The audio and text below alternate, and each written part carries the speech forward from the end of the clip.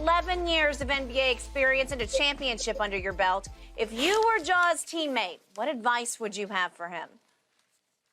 I would say, slow down, young man. You got the world in front of you. Nike gave you a signature shoe. They don't really give everybody signature shoes. You have an opportunity to, which you already have, but to really, really have generational wealth and set up everybody in your family.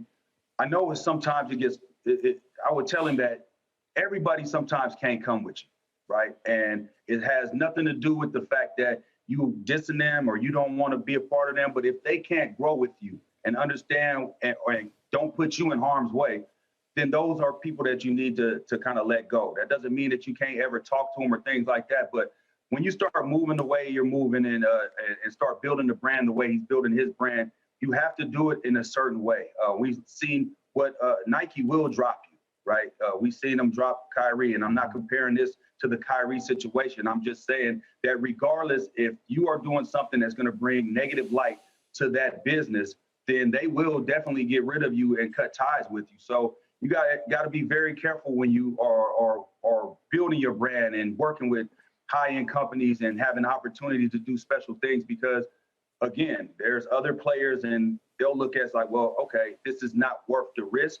I'd much rather deal with somebody that I don't have to really worry about. So it's not about being fake and turning your back on your partners and nothing like that.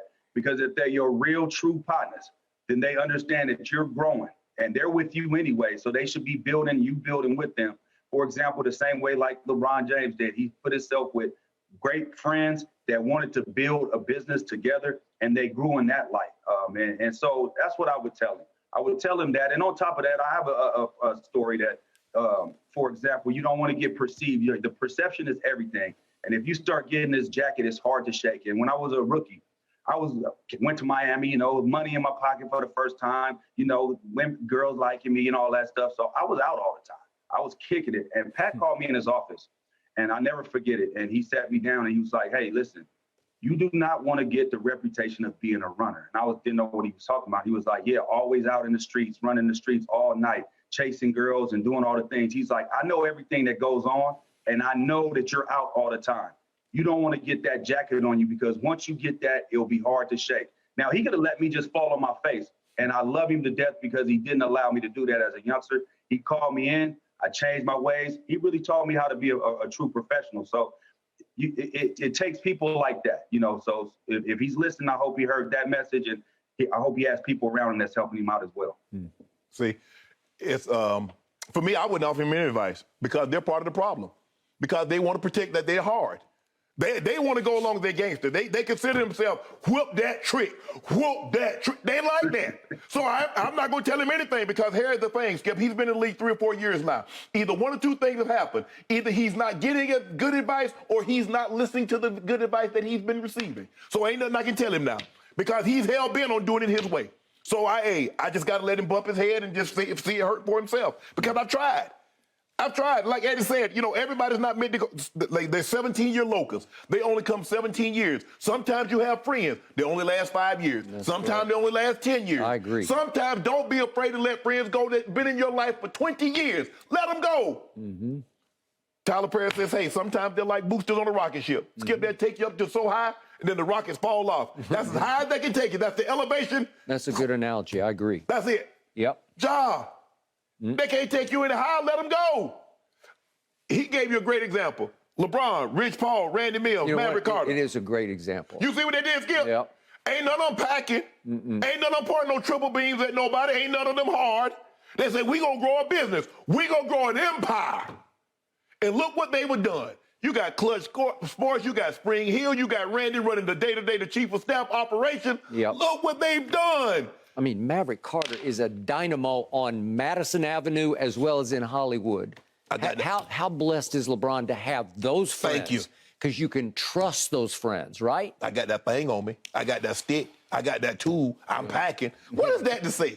You got $200 million. Skip, you got $200 million contract from Memphis Grizzlies. You got a signature deal. You took over the signature shoe that they dropped Kyrie for. Yeah. You got Powerade just ran, and they about to run another one, Skip, when they say the NCAA tournament come around. He was going to be out. We don't know what's going to happen, but a prominent feature in that. Yeah. And come on, Ja, you got so much. I need to have somebody, Skip. You got to have we got to be equally invested. If you only lose $10, I lose $200 million. That's not equal. Yeah. We got to lose something together, Skip, and that's what I want. Bro, come on, Ja. You better than this, Ja. I know you know better. I know you're a smart young man. I know you are. I know somebody's done giving you some advice. Say, Ja, you moving too fast. Yeah. Bro. You got to change this. You know, the other point about this is that you and I haven't discussed. We always talk about the advantage of having a two-parent home. Well, he did. Yeah. And his dad is like everywhere at every game. At every game. And you saw him at the Laker game. I did. Okay. Mm-hmm. Well, you even got that going, but that doesn't seem to help at all, right? I don't know if could you say he's actually enabling this, like he's part of the. It's almost like they have more like a brother relationship because it's not. I agree. And so like I said, I mean, Skip, it's hard to tell your child when your child is the provider. Yeah, so you really look, and I know. Look, I'm very fortunate. My grandma didn't care. He's like, baby, I raised you. I talk to you any kind of way I want to. Yeah. I'm like, Granny, you can't talk to me. She said, yes, I can. Mm-hmm. And so you have to, I think, and Eddie, you could attest to this. Yeah. You know, when you become the provider of a family, Skip, they move differently. They don't say the same thing. They don't talk to you the same type of way. They kind of walk on eggshells and handle you with kid gloves because they know their livelihood is dependent on you. That is correct. Yep. So, Eddie House, back to you. You have three sons. One is now playing at New Mexico at a very high level. I think he's averaging about 17 a game. You have two younger sons. What is your constant message to them? How have you tried to raise them? What advice have you constantly given them as an ex-NBA player?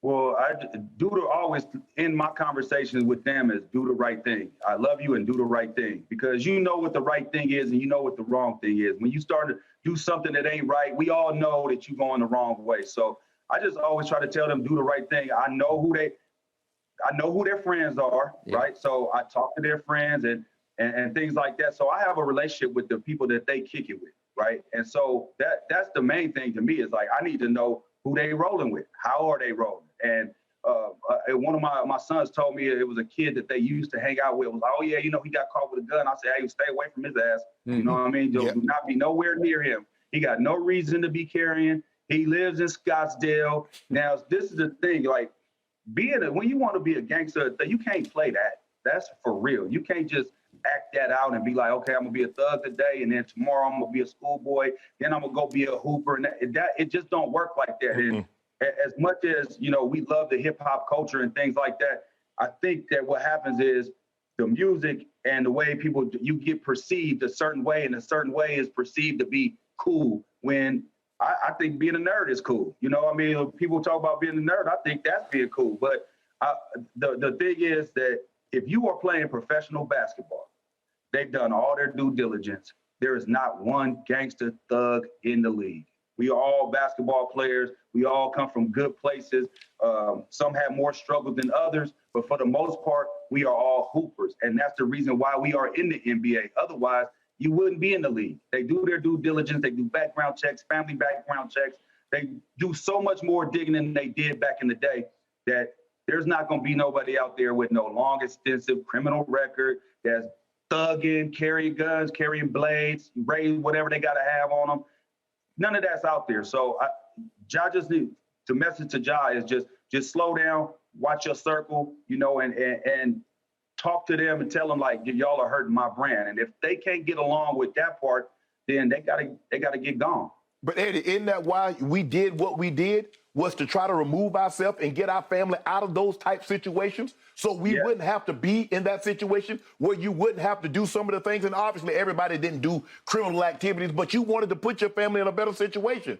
I never wanted to get 200 million and then I want to be hard. I'm about to be really soft. I'm about to have on Versace, LB. I'm about to have mink slippers. I ain't trying to be hard no more. I was hard getting up out them fields. I ain't trying to be hard no more when I got 200 million in my bank account. You want to know what's hard when you got money like that? Is having security, right? Not your boys, not your homeboys with pistols and beams and stuff like that. Hire you some security. Yeah. Look at what Floyd Mayweather walk around with big time security. Anybody that has big money like that, you are, number one, you're a target. if you hanging out in traffic. Oh, like yeah. that. Oh, yeah, for sure. We see so many people get laid down and lose their life because they was out moving the wrong way, think they partners was their security. You got to get real security if you got big time money like that, and there's nothing wrong with it. Ain't nothing soft about living. Believe that. Real talk there. Well said.